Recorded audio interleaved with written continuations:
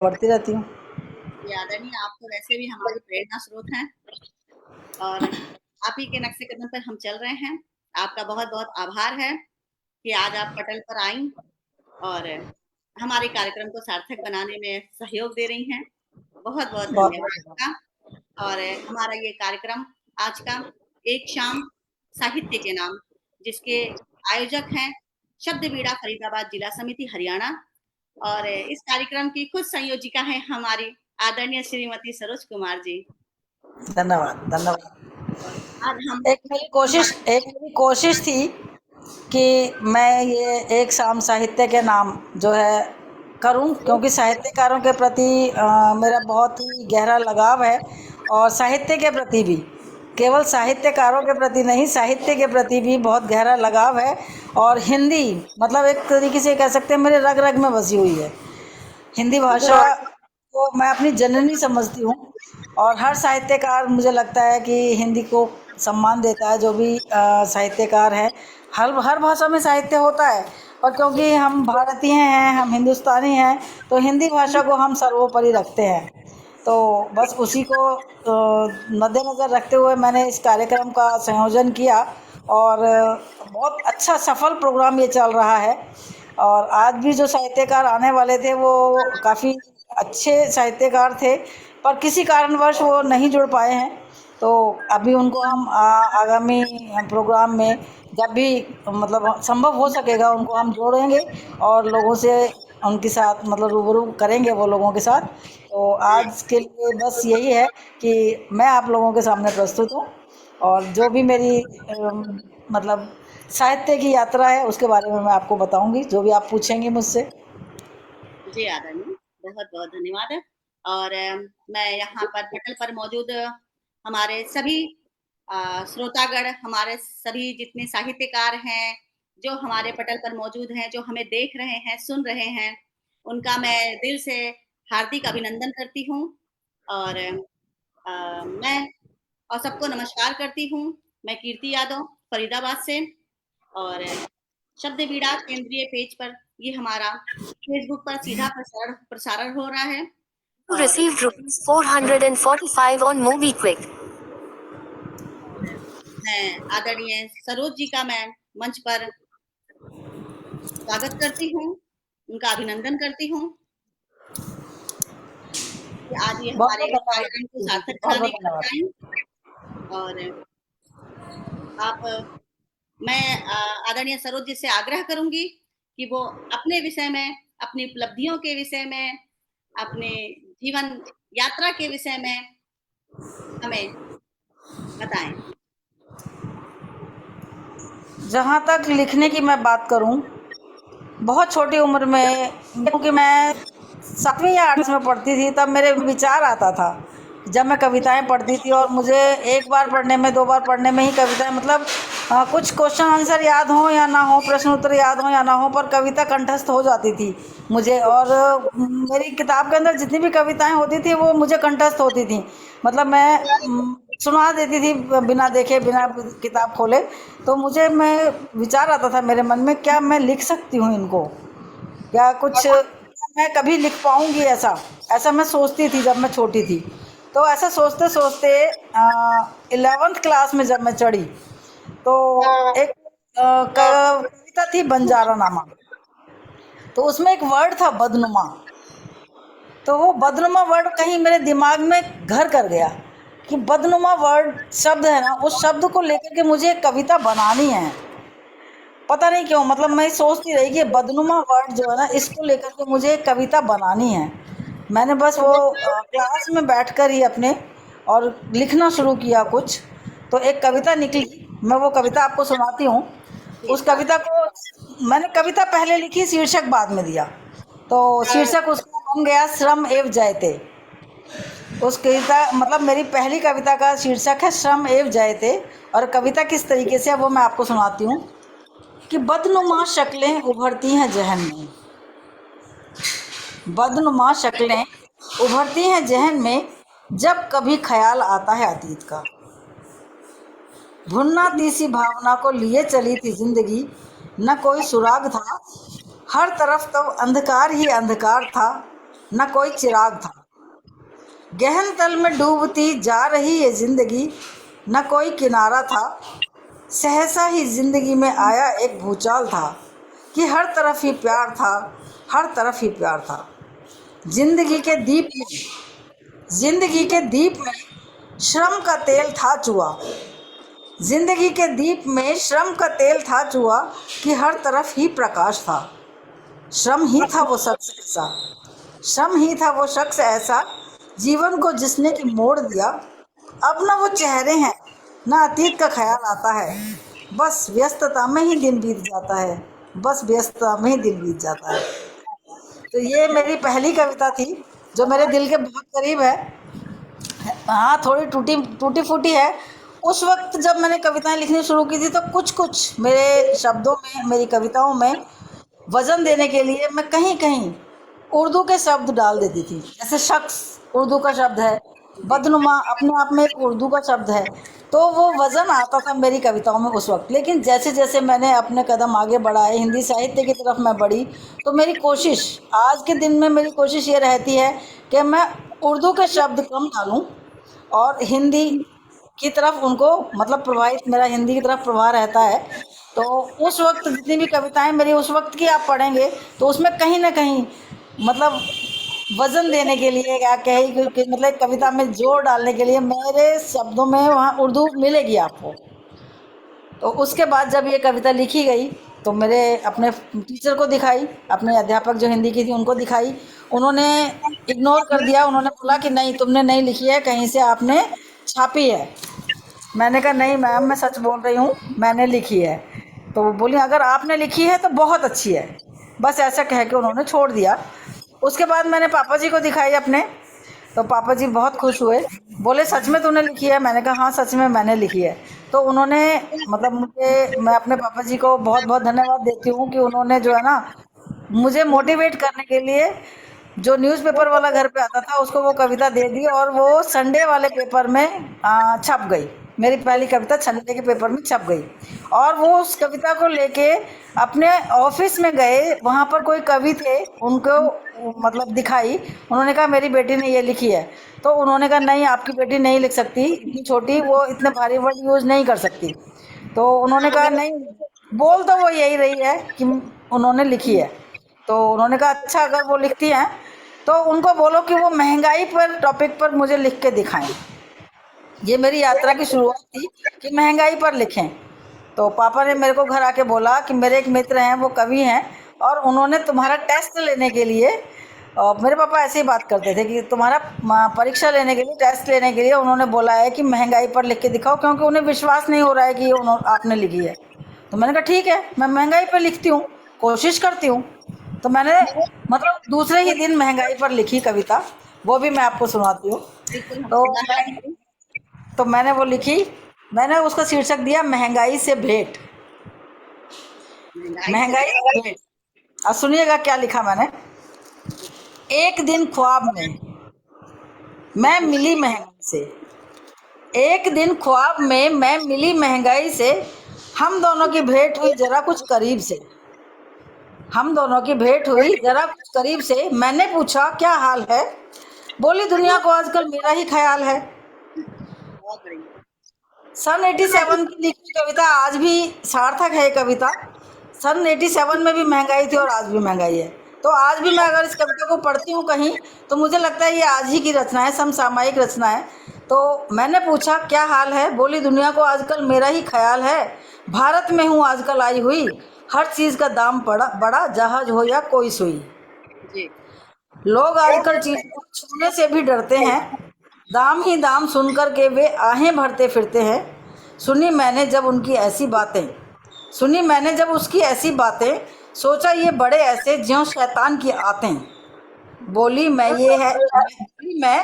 ये है एक हट बड़ी, तू भारत ही के सर पर क्यों है चढ़ी। बहुत बढ़िया।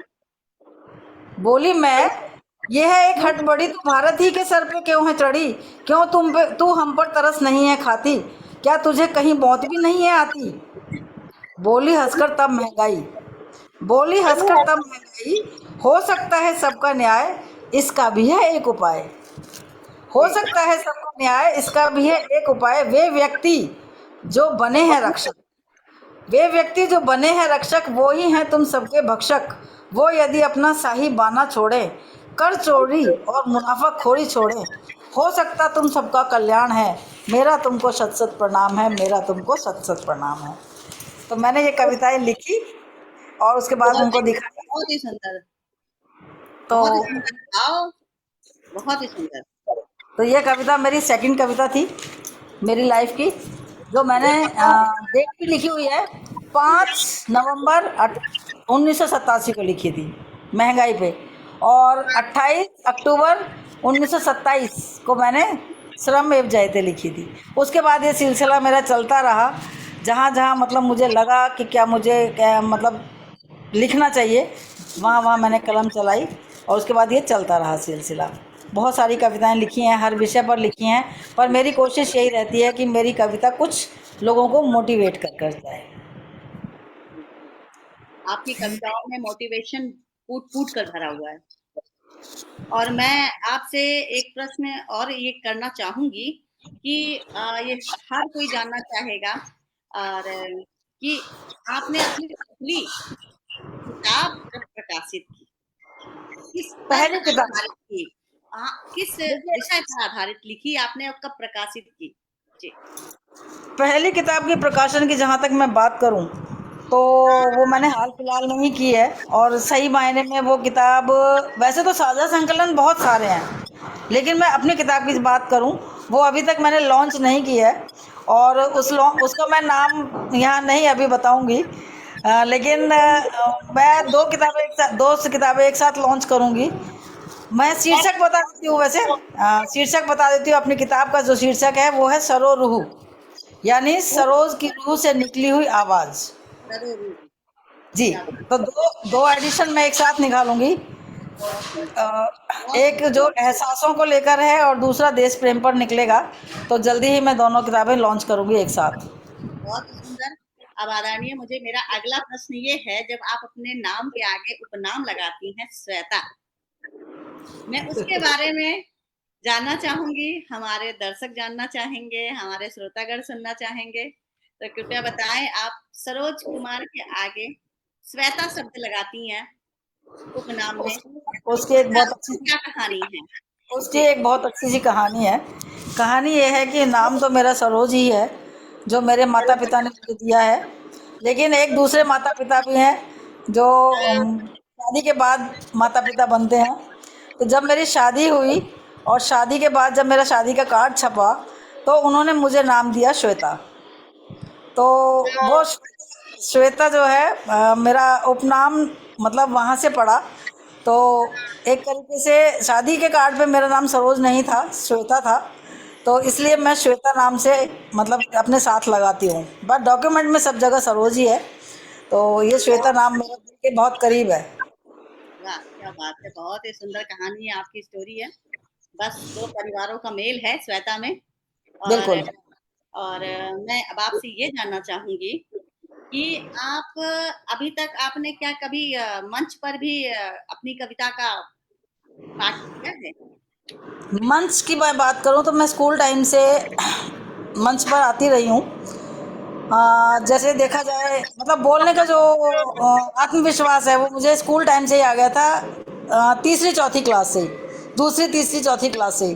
वो कैसे आया वो मैं बताती हूँ कि जी। हमारे जिस स्कूल में मैं पढ़ती थी कोएड स्कूल था, लड़के लड़कियां दोनों थे। जी। तो वहाँ असेंबली होती थी, जो असेंबली में प्रेयर के बाद, हाँ, डेली डेली का नियम था कि एक बच्चा आकर के असेंबली में कुछ ना कुछ टॉपिक पे बोलेगा। तो टीचर्स ने 4-5 बच्चे हर क्लास में तैयार कर रखे थे कि ये बोलेंगे। उनका टर्न रहता था कि वीक में इस क्लास में से ये आएगा, इस क्लास में से ये आएगा। तो जी। उन 4-5 बच्चों में अपनी क्लास में मैं भी थी। जी। तो मेरा क्या था, मेरा स्टेपनी की तरह यूज़ होता था। स्टेपनी की तरह यूज़ होने का मतलब ये है कि अगर कोई नहीं आया, कोई तैयार करके नहीं आया, स्किप हो गया, तो मैडम ने मुझे मेरा नाम ले लेना होता था कि सरोज आओ, और बिना तैयारी के कुछ भी बोलो। इसीलिए मतलब आप स्टेपनी कहती हैं कि बस हाँ, ऑन द स्पॉट बुलाया, आप तो तैयार हो। आपके तो वो पास चीजें कुछ उपलब्ध ना हैं। कुछ बोलने के लिए बोलती थी। तो उस टाइम पे ज़्यादा टॉपिक क्या होते थे, हम लोग बोलते थे कभी विद्यार्थी जीवन, विद्या जमा अर्थी, विद्या दो शब्दों से मिलकर बना है। एक जो श्लोक होता था संस्कृत में, अभी थोड़ा थोड़ा मुझे याद है।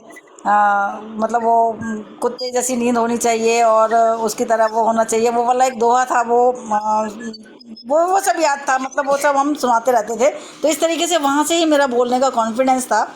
और मुझे अगर मतलब मेरी इच्छा थी कि मैं एक स्कूल खोलूँ, तो अगर मैं स्कूल खोलती, मतलब मेरा दुर्भाग्य कहिए कि मैं स्कूल नहीं खोल पाई।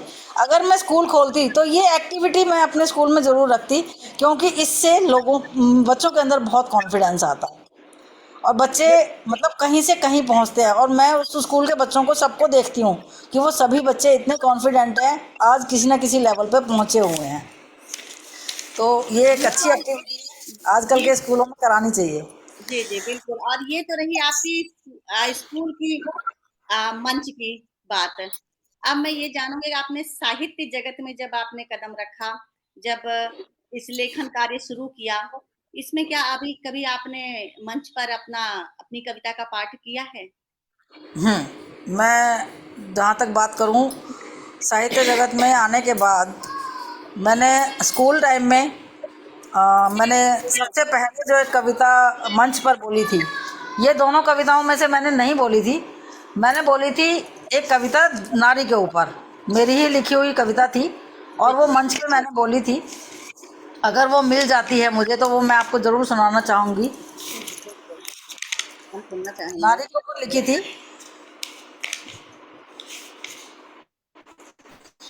सुनिएगा। इसमें मैंने बाद में वो अभी पास पुरानी डायरी है, तो मैं जो ओरिजिनल है मैं वही सुनाता हूँ। इसमें मैंने बाद में एक दोहा और जोड़ा है, वो अभी इस समय यहाँ पर नहीं है अवेलेबल। वो था निर्भया वाला कांड का जोड़ा था। तो हो सकता है आगामी समय में मैं और भी कुछ इसमें जोड़ दूं, पर मैं अभी सबसे पहले मार्च 1988 में लिखी जो कविता नारी थी, और वो मैंने मंच पे, स्कूल के मंच पर ही बोली थी, 12वीं क्लास। तो जी, वो मैं आपको सुनाती हूँ कि जी, मानवता के दानव जब बढ़ जाते हैं संसार में, मानवता के दानव जब बढ़ जाते हैं संसार में। और ये भी मैं बता देती हूँ कि ये कविता मैंने कब लिखी। उस टाइम पर एक सती रूप कंवर का एक हादसा हुआ था राजस्थान में, और अखबारों में बहुत चर्चा में रहा था वो सती रूप कंवर का। तो उससे प्रेरित होकर के मैंने ये कविता लिखी थी जी, कि मानवता के दानव जब बढ़ जाते हैं संसार में, भस्म नारी को ही होना पड़ता है बेकार में। लोग पहुंचे चांद पर, बंद ना हुआ सती होना। वो सती की खबर थी, सती रूप कंवर की। तो लोग पहुंचे चांद, बंद ना हुआ सती होना। क्या अच्छा लगता है बेमौत किसी की मौत होना। दहेज इतना बढ़ चला, टालने से भी नहीं टला। दहेज इतना बढ़ चला, टालने से भी नहीं टला। लालच यूं बढ़ता जाता है, ज्यों सुरसा मुख फटता जाता है। एक माँ की बेटी जल मरी, माँ का रहा सिर्फ रोना। क्या अच्छा लगता है बेमौत किसी की मौत होना। जरा देखो, जरा सोचो, जरा जानो, नारी अब भी देवी है, उसको फिर से पहचानो। नहीं नारी के बिना जीवन की गाड़ी खिंचती है, फूल तभी खिल पाते हैं जब नारी बगिया सींचती है। अब भी चेतो दुनिया वालों, अब भी चेतो दुनिया वालों, उसका कुछ सम्मान करो। नर से बढ़कर नारी है, मत उसका यूं अपमान करो। नर से बढ़कर नारी है, मत उसका यूं अपमान करो। और बहुत सुंदर। अल्टीमेटली जब मैंने ये सुनानी शुरू की थी, तो मतलब उस टाइम सुनाते सुनाते मेरी आंखों में आंसू आ गए थे इतना उस भावुक वक्त। अंदाज है, इतने आपने You इतने receive का वस्त्र on Movie सारे निचोड़ इसमें डाल दिए हैं। जितनी नारी की पीड़ा सब आपने अपनी कविता में उल्लेखित कर दिया है। तो वो तो जो भी सुने वो भाव विभोर हो जाए। मतलब भाव विभोर क्या मतलब, वो इतना इमोशनल, इतना भावनाग्रस्त हो जाता है कि उसका वर्णन नहीं किया जा सकता। पर अब आपसे मैं अगला प्रश्न ये ज़रूर करना चाहूँगी कि आप कविता को, आपकी जो कविताएँ आप जो लिखती हैं, कविता को समाज परिवर्तन का माध्यम किस रूप में देखती हैं? देखिए, मैं कविता की बात नहीं करूंगी कि कविता समाज परिवर्तन करती है, क्योंकि कविता कुछ कुछ लोग सुनते हैं, जी कुछ लोग मीन्स जिसको अभी मैंने आपको सुना दिया और जो लोग जुड़े हैं वो सुन रहे हैं, तो इसमें पूरा समाज नहीं जो आ पाता। लेकिन हाँ, जहाँ कविता साहित्य का रूप ले लेती है, साहित्य का मतलब होता है कि एक मतलब अंकित हो गई वो, आगे आने वाले समाज के लिए अंकित हो गई, और अक्षरों में मतलब स्वर्ण अक्षरों में अंकित हो गई। जी तो उसको क्या है कि धीरे धीरे हमारा समाज कहीं ना कहीं किसी न किसी रूप में ज़रूर पढ़ता है, अभी पढ़ेगा, आने वाले टाइम में पढ़ेगा। उदाहरण के रूप में मैं जैसे बात करूं रामचरितमानस की, जी जिस टाइम रामचरितमानस तुलसीदास जी ने लिखी थी, पूरे समाज ने विरोध किया था कि उस वक्त उसकी कोई वैल्यू नहीं थी। लेकिन आज के टाइम में अगर रामचरितमानस का एक एक लाइन का मतलब कोई भी फॉलो करे, उसको उसको मतलब माने, जहन में उतारे, जैसा कि मेरी ज़िंदगी में भी रामचरितमानस का बहुत प्रभाव है। क्योंकि मेरे परिवार में ये अनगिनत बार, मैं नहीं जानती कि कितनी बार पढ़ी गई है और कितनी बार मैंने सुनी है और कितनी बार मैंने पढ़ी है, मतलब बहुत बार। और हिंदी में मेरी रुचि बड़ी ही रामचरितमानस को लेकर के है कि रामचरितमानस के मतलब दोहे को, कोई ऐसा दोहा नहीं है जिसका अर्थ मैं नहीं समझती हूँ, या जिसको मैं मतलब मुझे समझ में नहीं आता है, कोई वर्ड ऐसा नहीं है पूरी रामचरितमानस में। तो वो उसकी वजह से मेरी हिंदी बहुत शुद्ध हुई है, मैं हिंदी में प्रांगणता मुझे मिली है। तो वो साहित्य बन गया है, जी वो साहित्य बन गया है, घर घर में पढ़ा जा रहा है, घर घर में पूजा जा रहा है। तो वो एक समाज के लिए प्रेरक है, समाज को सिखाता है। अगर मैं मतलब उसके रामचरितमानस के पद चिन्हों पे चल सकती हूँ, तो मेरे ख्याल से समाज के पता नहीं कितने लोग, शायद करोड़ों लोग रामचरितमानस को फॉलो कर रहे हैं। तो समाज को परिवर्तन करने में, समाज को सुधारने में साहित्य का बहुत बड़ा रोल होता है। तो वो हमें, बहुत अगर सुंदर हम अपनी कलम को चलाएं और एक अच्छे साहित्य को की रचना करें, तो वो हमारे लिए बहुत ही सार्थक है, हमारे समाज में वो परिवर्तित हमारे समाज को करता है, हमारे आने वाली पीढ़ी के लिए वो एक तरीके से स्वर्णिम मतलब मोती की तरह है। बस आपसे अब ये मैं जानना ज़रूर चाहूँगी कि आपको क्या लगता है कि जो हमारी नई पीढ़ी है, ये इसका रुझान हमारी जो आज की जनरेशन को कविता के प्रति रुझान घट रहा है या साहित्य रूप में बदल रहा है? इस पे कुछ संदेश दीजिए। आज की जो युवा पीढ़ी है उसके बारे में यदि मैं कहूँ, क्योंकि उन तक पहुंचाने के लिए सबसे बड़ा साधन जो है हमें, जो हम लोगों को पुराने जो साहित्यकार हैं, जैसे कि उनको ना थोड़ा सा तो ऑनलाइन आना पड़ेगा, थोड़ा सा इंस्टाग्राम, थोड़ा सा फेसबुक, थोड़ा सा मतलब ये सब चीज़ें सीखनी पड़ेंगी अगर हमने अपना साहित्य उन तक पहुंचाना है तो। क्योंकि ये छोटी छोटी रील आजकल ना टाइम नहीं है किसी के पास कि भाई बड़ी बड़ी काव्य गोष्ठी में हम जैसे लोगों के पास है, जो साहित्यकार हैं उनके पास है, क्योंकि उन्हें अपना साहित्य प्रचलन में लाना है। लेकिन जिसको सुनना है, जिसको हमें सुधारना है, युवा पीढ़ी, उसको सुधारने के लिए मैं चाहती हूँ कि छोटे छोटे मुक्तक बने और रील के रूप में बने, जो कि मोबाइल पे अपनी उंगली चला रहे हो ना, तो तो उनके दिमाग में कहीं ना कहीं वो जहन में घुस जाए। जी, उदाहरण के लिए मैं एक छोटी सी बात कहती हूँ। जब टीवी सीरियल पे महाभारत आता था या रामायण आती थी, तो रामायण की नहीं पर महाभारत की मुझे एक पंक्ति हमेशा याद रहेगी और मेरे जहन में हमेशा रहती है कि शांति जिस मोल मिले सस्ती है।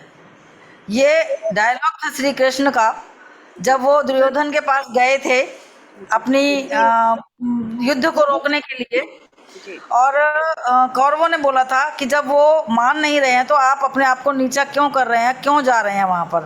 तब उन्होंने ये कौरवों को, पांडवों को ये बात बोली थी कि शांति जिस मोल मिले सस्ती है। तो कि मेरा प्रयास रहेगा कि मैं जाऊं और युद्ध को रोकने का प्रयास करूं, अगर नहीं रुकता है तो युद्ध तो होना ही है। तो ये सिर्फ एक लाइन टीवी के माध्यम से मेरे अंदर घुस गई और वो आज तक मुझे याद रहती है। बहुत ही सुंदर। वो तो है ही आप जब किसी प्रख्यात विषय को सुनते हैं या अ, रचना को सुनते हैं या हमारी रामायण महाभारत के, तो कुछ ऐसे श्लोक हैं जो हमारे दिमाग में, हमारे मन पे छाप छोड़ जाते हैं। बिल्कुल, यही बात है। तो और यही यही मैं चाहती हूँ कि वो छोटी-छोटी चीज़ें हमारे बच्चों के दिमाग में चाहे एक वाक्य के रूप में घुसें, पर घुसें। तो वो घुसेंगी तो उनका रुझान अपने आप आता रहेगा। जब एक चीज़ जाएगी ना तो दूसरी चीज़ के लिए वो प्रेरित होंगे कि हमें फिर चुनना है इसको।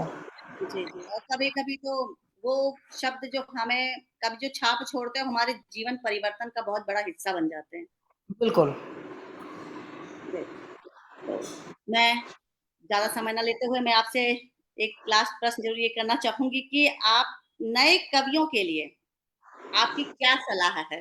कृपया ज़रूर दें। मैं सलाह सलाह नहीं कहूँगी। मैं मतलब एक कदम उठा चुकी हूँ नए कवियों के लिए। मैं दो रश्मि जी ने मुझे एक मंच प्रदान किया है जिसकी मैं हरियाणा प्रदेश की सचिव हूँ और फरीदाबाद प्रदेश की जो है संरक्षक हूँ। और ये एक साहम साहित्य के नाम जो है वो भी कदम उसी की तरफ है। और मैं कोशिश करती हूँ कि मैं जो भी मुझे नए कवि मिलते हैं उनको मैं थोड़ी प्रेरणा का स्रोत उनके लिए बनूं और उनको मंच प्रदान करूं। मेरा हमेशा ये रहता है कि जो युवा पीढ़ी है वो तो अगर थोड़ा सा उनके अंदर क्षमता है तो वो अपनी कलम को मतलब निखारें। तो वो इस इसके लिए मैं हमेशा मतलब ये चाहती हूँ और कोशिश रहती है मेरी। अगर चाहे पर्सनली मैं उनसे मिल के बात करूँ, चाहे मैं उनसे बोलूँ कि भाई आप मुझे लिखें आप पहले और लिखने के बाद आप मुझे भेजें, अगर कहीं कोई त्रुटि है तो मैं उसको ठीक कर दूंगी। तो इस तरह का मेरी रहता है मेरा मैं कि मैं उनको थोड़ा सा प्रेरित करूँ। तो मैं चाहती हूँ कि युवा पीढ़ी इसमें आए और अपनी कलम को निखारे। कदम उठाया है, बहुत ही सफल होगा आपका प्रयास बिल्कुल। और बहुत ही सात्विक और समर्पण है आपका। और ज़रूर आप सफल होंगी आगे जाके। नई कवियों और नई रचनाकारों के लिए प्रोत्साहन स्वरूप हैं। आप प्रोत्साहन देती हैं, सबको सहयोग करती हैं और अपनी जीवन यात्रा, जैसा कि हमने आज आदरणीय श्रीमती सरोज कुमार जी का मैंने आज आपके सामने लाइव उनकी जीवन यात्रा, उनकी कविताओं की जीवन यात्रा हमने सुनी उनके मुख से। तो मैं इस लाइव कार्यक्रम के समापन की ओर बढ़ते हुए मैं उनका अब बहुत-बहुत आभार व्यक्त करना चाहूँगी कि वो आई हमारे पटल पर, जैसा कि हमारा सुनिश्चित कार्यक्रम था। वो मैं बिल्कुल तैयार। मैं मैं 2 लाइनें और कुछ बोलना चाहूँगी थोड़ी-सी। जी, जी, स्वागत मैं कीजिए। सफाई के दौरान मुझे एक कागज़ मिला है, तो उस पे कुछ लिखा है दीदी आप तो वो अपनी कविता सुना दें। हाँ, कीर्ति जी मैं सुनूँगी लेकिन मैं भी आपसे एक कविता सुनूँगी पर मैं बच्चों को प्रेरित करने के लिए एक वो बोलूँगी कि कुछ करना है तो डट कर, दुनिया से कुछ हटकर चल। कुछ करना है तो डटकर कर, दुनिया से कुछ हटकर चल। लीक पर तो सब चल देते हैं, इतिहास को थोड़ा पलट कर चल। इतिहास को थोड़ा पलट कर चल। बिन काम के मुकाम कैसा, बिन मेहनत के नाम कैसा। जब तक न हासिल हो मंजिल तो राह में आराम कैसा। अर्जुन सा निशाना रख, लक्ष्य सामने है तो बस इसी पर अपना ठिकाना रख।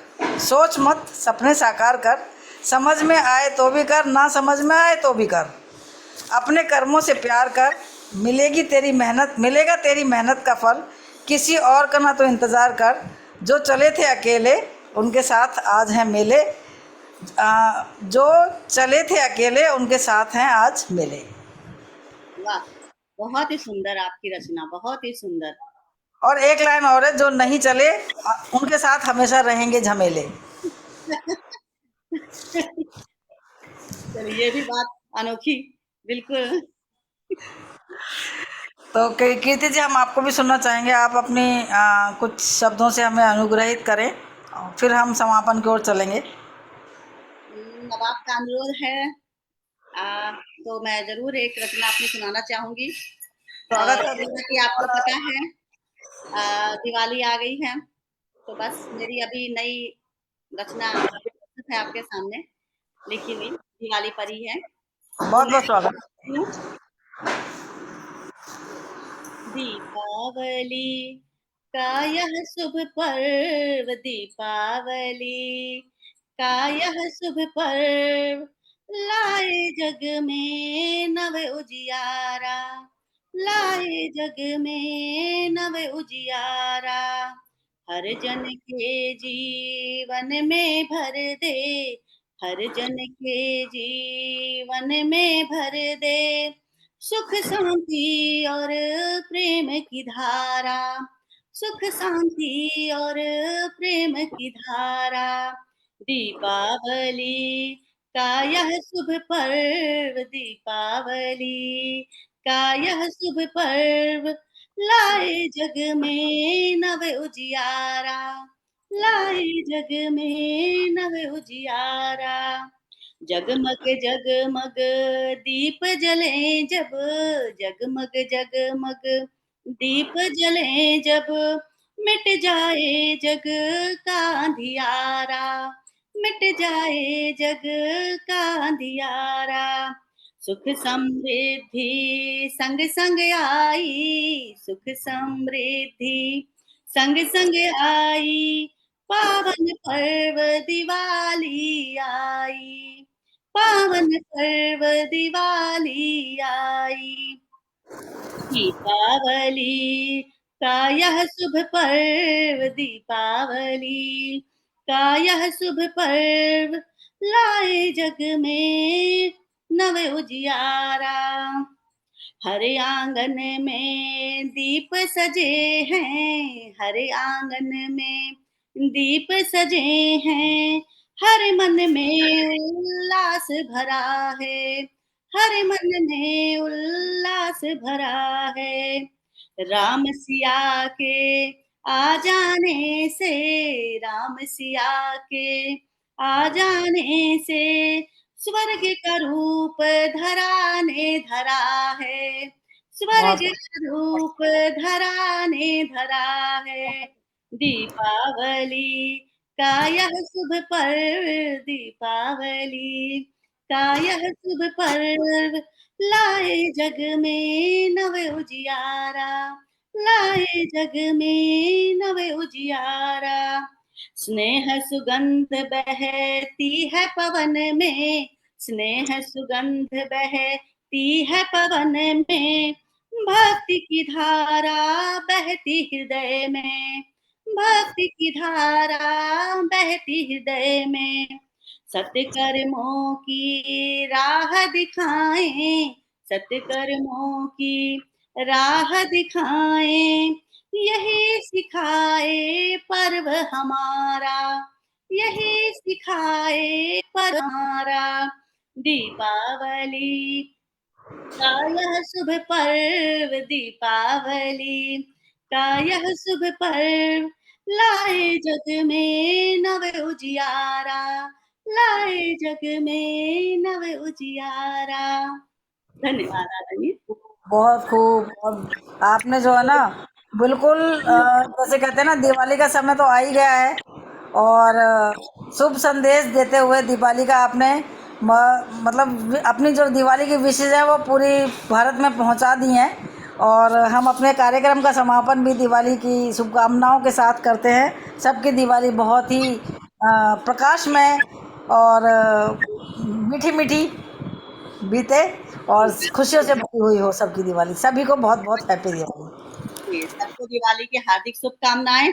और मैं आदरणीय श्री सरोज जी का मैं बहुत बहुत आभार व्यक्त करना चाहूंगी, बहुत बहुत धन्यवाद देना चाहूंगी कि वो आई और अपनी कीमती बातें और काव्य सुनाकर हमारे कार्यक्रम को समृद्ध बनाई।